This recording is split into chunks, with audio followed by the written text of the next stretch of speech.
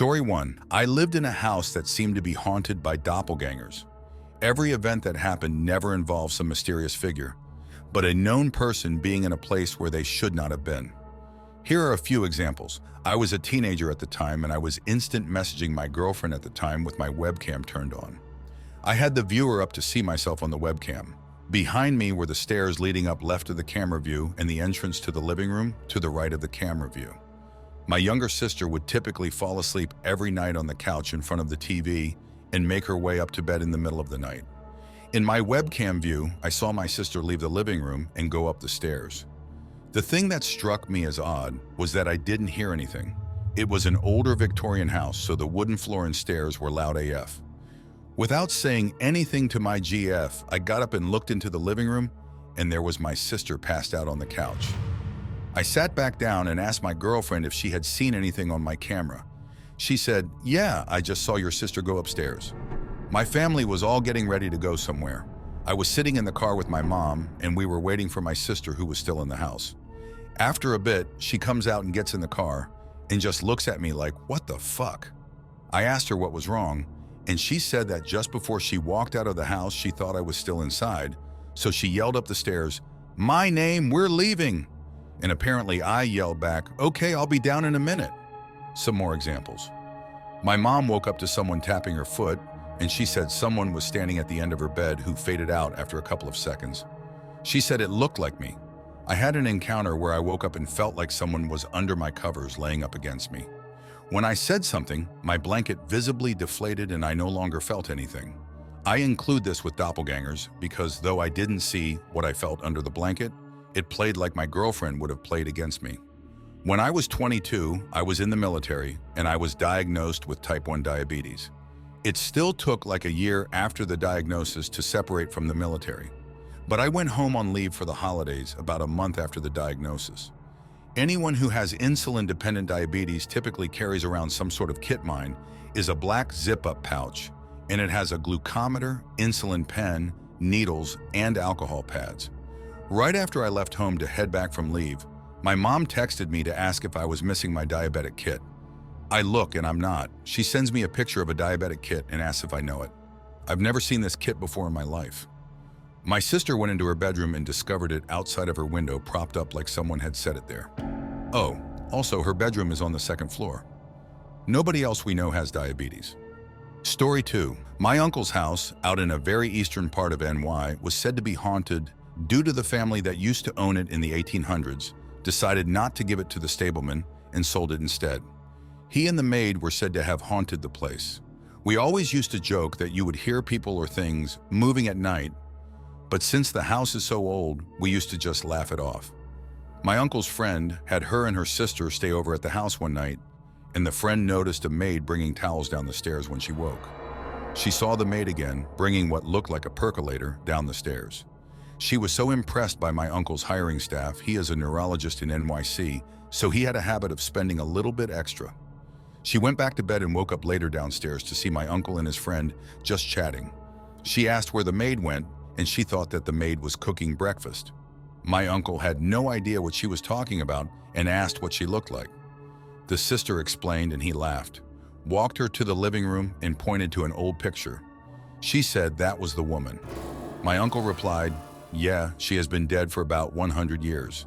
Story 3. I lived in one when I was a teen, along with my parents. Several instances come to mind. We were remodeling an old farmhouse and had been there a couple of months before witnessing anything. One day I was underneath my truck, which was supported by only a jack. I was in the middle of working on it with no good reason to get out at that moment. Suddenly, the overwhelming urge to get out from underneath overwhelmed me. No sooner than I got out, the truck fell to the ground. The jack had slipped. Freaked Dad out, he thought I was under it. When Mom got home, we mentioned it, and she started crying, sobbing pretty hard. It turns out the previous owner died in the driveway, under a vehicle, in that spot. I would often see moving shadows and strangely hear music from the upstairs area. The windows of the old house were caulked shut, and blackbirds would often get caught between the panes. We ended up replacing all the windows, but we had to break 3 inside panes to get them out. One of the more disturbing things happened when my mother was cooking breakfast. She turned away to get something out of the cabinet, and when she turned back around, all the forks set out were bent straight up. Story 4, my husband and I own a martial arts school, and the building that it's in, which we also own, is about 130 years old, next to a church. And I never and still don't really. There has to be another explanation, believed in the paranormal, but the things that happened in it didn't just happen to me. It was decrepit, which was why it was so cheap to purchase, and we did all the work ourselves, old, creaky, and drafty. Still knob and tube that we had to get an electrician to change out. So here's a bunch of things that happened. When we'd be working with drills and electric saws, I'd hear the tinkling of a music box, and I'd stop everyone to ask if they heard it too. No one else did, so I assumed it must have been some music from the church coming through. My husband would often hear a woman's voice calling his name from the bottom of the stairs. It's 2 floors, a basement, and a loft, and, thinking it was me back from work, would always ask it to come up. Turns out the building was empty. Happened 4 or 5 times. One night there's a small apartment on the 2nd floor connected to a large hall. We woke up hearing what sounded like a broom sweeping across the wooden floors in the large hall. My husband got up to go check, but once he would walk in there, the sweeping sound would stop. It happened 3 more times that night. We chalked it up to mice or squirrels. We did find mummified squirrels in the attic once. We had a barbecue in the backyard, and I needed to go get more utensils. There's a metal stairwell from the backyard up to the 2nd floor, and then there's the main entrance staircase opposite that. I came up the main entrance and heard footsteps pacing back and forth across the far end of the hall, and thought my husband came up from the metal stairwell to get utensils with me. It was dark and I couldn't see anything. I called out for him and the pacing stopped. No response, and then the pacing footsteps continued. Annoyed, I thought he was messing with me, so I flipped on the lights and all of the utensils from the shelf where I heard the pacing crash down to the floor, like I spooked something. But there wasn't anything, not even a rat like I thought there might be. One Saturday morning, my husband was on his computer in another room. I was in the apartment playing with a Tamagotchi app on my iPad when I heard the stereo sitting in front of me click on, and a girl's voice started talking from it.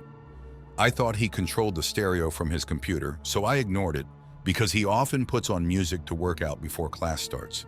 He teaches the morning class. I do remember thinking, what kind of weird-ass indie music is he listening to anyway? Because the voice just said, "Hi, my name is..." I thought I heard Katie, but I'm not 100% sure because I wasn't paying attention. I have never known a Katie in my life. I am ____ years old. I'm from _____, etc. I didn't catch the specifics because I wasn't listening, but that went on for about 2 or 3 minutes until it suddenly went, "Something's hurting me." And when I caught that, I looked up and squinted at the stereo. Like what? Something is killing me. Something killed me. At this point, the hair is standing on the back of my neck, and I'm getting up from the couch to take a closer look. Please, someone tell my parents, tell the teachers, tell the corrections officer. At the word corrections officer, I just bolted into the other room and started yelling at my husband and cursing him out because I was certain he was playing a trick on me. Told him, "We don't fucking play jokes about dead people." And he's of course looking at me like, what the fuck? When he finally calmed me down long enough to get what I heard out of me and what I was accusing him of, he told me it was impossible and led me to the stereo. It's not plugged in. I thought maybe the stereo picked up the signals from an ebook or something. So after that last fiasco, I went to ask our live-in student who lived with his GF in the basement apartment of the building if anything weird happened. They shot each other an alarmed look and told me this. His GF was sleeping one night when he was working overnight, and she heard footsteps come down the stairs and their door open and then close. All of a sudden, a bright flashlight shines on her face, and she can just make out the silhouette of who she thought was her BF because he's tall, and she can see the dirty jeans he's wearing. She's annoyed thinking he's messing with her, so she's swatting at him and telling him to stop. Finally, she gets so pissed off she turns on their lamp, and there's no one there. They sometimes hear footsteps on the first floor when there's no one in the building. They had a pet mouse at the time, and whenever that happened, it would start doing backflips in its tank. However, when class is going on and there are people in the building, the mouse doesn't care and just goes about its mousy business. They were playing wrestling one day when suddenly their African gray parrot ruffled its feathers and in an alarming voice asked, "Who's there? Who's there?" They thought it was funny at first, so our student looked at the bird and pointed to the door and said, "You mean over here?" and ran towards the door to open it. As he did that, all the books that were lining the shelf on the way to the door fell over in front of him, and the lights started flickering. The bird and the mouse both got spooked and threw themselves against their cages. Our second live-in student after the first one got married to his GF, got their own home, and had a baby. Several times could just not find his phone when he woke up in the morning when he had placed it next to his bed the night before. He would search his room high and low, and then he'd find it perfectly placed right outside his locked bedroom door on the floor. I thought he might have been sleepwalking, but his GF says she'd realize it if he did, since she's a very light sleeper, so don't know what that's about. Nothing notable has happened since then, but we have also not had anyone stay there overnight in years. Story 5. When I was younger, I used to take naps upstairs, but by the time I was 8 years old, I refused to go upstairs. The upstairs had 2 large closets. Attics? They ran from one side of the upstairs to the other side on both sides. It was essentially a crawl space that was maybe 30 feet long. It started one day when a friend and I went crawling from one side to the other with flashlights like kids normally do. Then I saw a girl sitting there in the corner acting like she wanted to play with us. I know a lot of people say when they see a ghost they aren't scared, just interested. Nope, I was beyond terrified. This girl looked normal, had blonde hair, a nice dress, and seemed friendly. I stayed silent, kept crawling behind my friend, and got out of the closet. Told him what I saw in there, and he said he didn't see it but felt like he didn't want to go back in. Then my parents would occasionally send me upstairs to get something, and when I would get up there, I would see the doors swing open, as if they were trying to get me to come inside. I would lose toys and wouldn't be able to find them anywhere. Suddenly, my parents would be fishing Christmas presents out of the attic, and we would find some of my toys in there. I remember being 8 years old, my parents were asleep still in the morning, and I leashed up my dog to go take on the monster in the attic. My dog is usually up for anything, refused to go off the top step into the attic.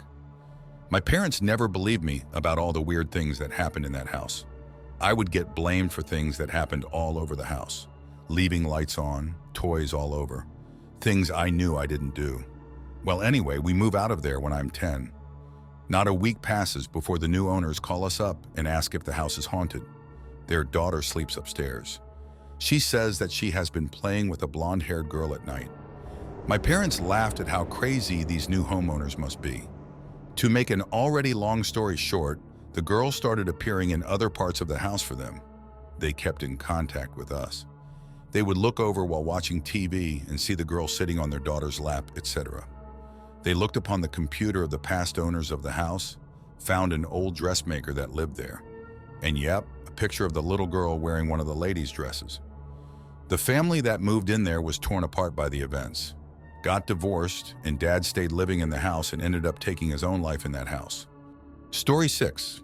I'll begin by saying I'm personally more on the side of a skeptic frame of mind with any paranormal experience, but enough things have happened in the last year to make me at least question that and entertain the possibility that this is legit and not just my daughter's active imagination. These events have occurred only in the house my husband and I bought in June of 2017, which was built in the 1920s. First, in October of 2017, I was laying her down for bed in the dark with only moonlight lighting the bedroom. She pointed across the room and asked, "Mom, who's that guy?" I looked for a toy or something she could be referring to, but saw nothing, so I asked, "What guy, honey?" She responded that he was right there and gestured toward the closed bedroom door. Still curious, I asked her what he was doing, in case I could piece together some recent episode of pretend play or a toy she commonly talked about. She said he was hiding. I asked if he was scared. She said no, he's hiding. Creepy. During this whole exchange, she was calm and chipper, not scared. What made it strange was that she was 2 at the time and didn't engage in pretend play or storytelling at that point. And as I mentioned, no toys were in sight. From there, we just had a funny toddler story to tell our friends and family that we affectionately named that guy. This is the umbrella name we generally use for any other episodes or weird stuff that happens around the house. That guy is pulling a prank. Next, in Jan or Feb of 2018, I was again laying her down for bed along with her then 6-month-old brother. We were doing the usual cuddle-up night-night talk when she said something along the lines of, "Now it's time for bed, just me and you and him and her." My skeptical mind would argue that him could easily have been her little bro, but at the time she was still adjusting to having a sibling and rarely mentioned him, and he wasn't included in any of her talk that we were just having. What was strange was her. Who's her? The only other female in the house is our cat, and she wasn't in the room at the time. Also, no toys were in bed with us, and none were in the near vicinity of her bed that she could have been talking about. A little later that spring, a new name came into conversation, Mr. Longneck. Short backstory, my daughter has this weird thing where she likes touching her neck. Sometimes it's cuddly, sometimes it's when she's playing. We can't explain it other than kids do weird stuff sometimes. And it started before we moved into this house. Anyway, she was getting put down for a nap and was a little high-strung. She was doing her usual neck-grabbing thing and suddenly did it a little tougher than usual, but not enough to hurt, and he said in a growly voice, "Mr. Longneck, Mr. Longneck." I had never heard her use this name, and it isn't a character in any YouTube or Netflix show she watches, so I asked who Mr. Longneck was. She just kind of giggled it off and was asleep 10 minutes later. This was when I started getting creeped out a bit by her stories.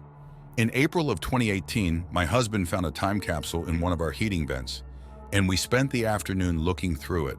There had been a fire in our home in 2009, which we knew about and in which no one was hurt.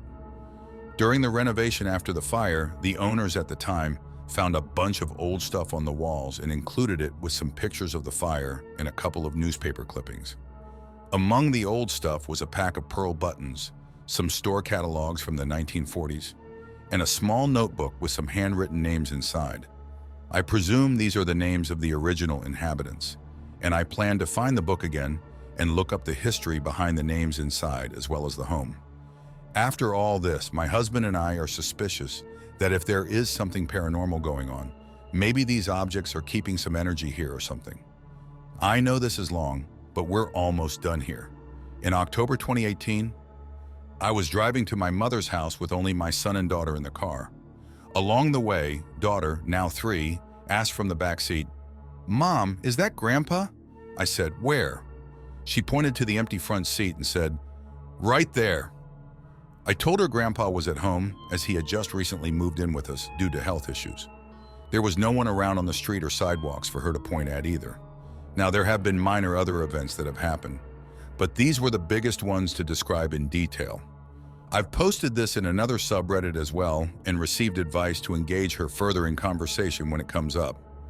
While we have to an extent encouraged her to be comfortable talking about it, I never pushed it to avoid leading the conversation or pulling answers out of her that she would offer just to appease the conversation. One day though, and a few times after, I just decided to ask her about it. Below is a brief detail of what she has said in roughly the past month. Me: "Can you tell me about that guy?" Daughter: "What guy?" M: "You don't remember that guy?" D: "No." M: "What about Mr. Longneck?" D: "Oh, yeah," face lights up. M: "Can you tell me about him?" And various other questions lead to, Mr. Longneck is a grown-up. He wears monster clothes and a hat. He is nice but also scary. He says trick or treat but doesn't wear a costume. He lives far away and goes with Santa in the sky to his house where he belongs.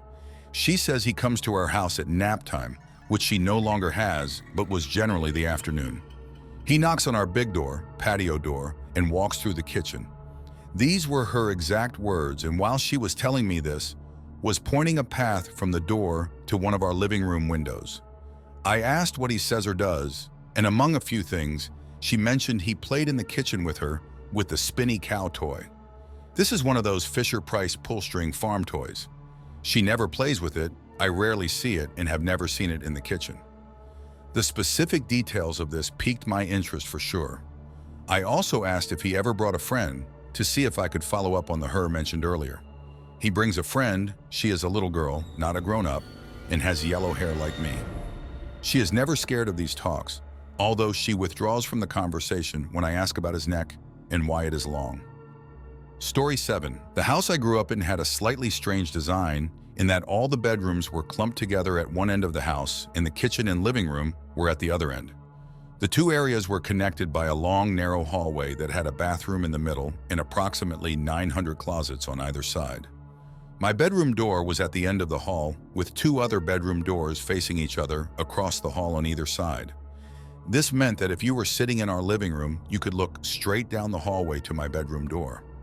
Now, lots of strange and frightening things happened in that house, but the one thing that we could never rationalize away or lie to ourselves about was the darkness at the end of the hall. As I said above, the hallway was very long and narrow, and it was also paneled in dark wood, so it was pretty dark down there. But with the living room lights on, there was always enough light to see down the hall and make out my bedroom door. But sometimes we'd be sitting in the living room and get the feeling that we were being watched, or that something was about to happen. When that would come over us, the end of the hallway would be completely blacked out. It was like someone dropped a curtain over the end of the hall. You could see part of the way down, and then there was just blackness. When this would happen, our three little dogs, God bless them, would go to the mouth of the hallway and sit in a line across it, staring down into the darkness. Sometimes they'd bark a little or growl, but mostly they just sat and stared. Once in a while, one of them would get brave enough to walk down the hall, but they never got more than halfway to the darkness before they'd stop and back up. They would walk back up the hall, never turning their back on whatever they were looking at. After a little while, the oppressive feeling would lift, the darkness would disappear, and the dogs would wander off. This didn't happen often, but compared to all the normal spookiness in that house, things disappearing, stuff flying off shelves, strange voices or breezes, etc. That was the one thing we could never convince ourselves was just in our heads. Story 8, I lived in a haunted house for 10 years. I had 5 kids while living there. Every one of my kids saw the man in the hat on the wall, and they all saw him between the ages of 2 to 5. My kids turned 6 and they stopped seeing him. Once I heard my son screaming for me in the middle of the night. I went to him. He was 5, and he begged me to make his drawers stop. I said, "Stop what, hun?" And he said, "They keep opening and slamming shut. I can't sleep because it's too noisy. Things got moved all the time and lost all the time." The spirit did not like babysitters and would torment everyone. The most violent episode was when I let my 15-year-old brother watch my kids. We got home around 2 a.m. and found my brother sitting on the steps in the hallway between the front door and the kids' bedrooms. He was shaking and crying. He said that when he got the kids in bed, the pounding started, everywhere all over the house. At one point it was so bad he went outside to see if there were people outside hitting the house. There was no one there. He had gone out the back door to check. When he walked back inside, he saw the reflection of someone in the mirror, walking up the steps to the kids' rooms. He went running thinking that someone snuck in when he was outside. He checked everywhere and there was no one in the house. But when he was upstairs, he saw a shadowy figure streak around the corner of the steps. He heard the front door open and shut. He went running down the steps, but the door was closed and locked. He proceeded to spend the next 3 hours chasing this shadow and hearing the doors open and close. He never babysat for us again. No one would. I had lights shatter above our heads and my children would laugh and talk to people in their rooms. We had neighbors call us at all hours of the night asking if we were okay because they saw gangs of people in our yard and sneaking around our windows. The cops got so used to getting the same 911 call that they stationed a cop in the back of our house to watch our house between 2 and 3 a.m. There are so many more scary stories, and the nightmares I had living there were deathly scary. We moved, and the people that moved in after us stayed for a month. They said it was too scary. The house has been vacant now for 8 years. I have more stories, but I think I already made a novel here.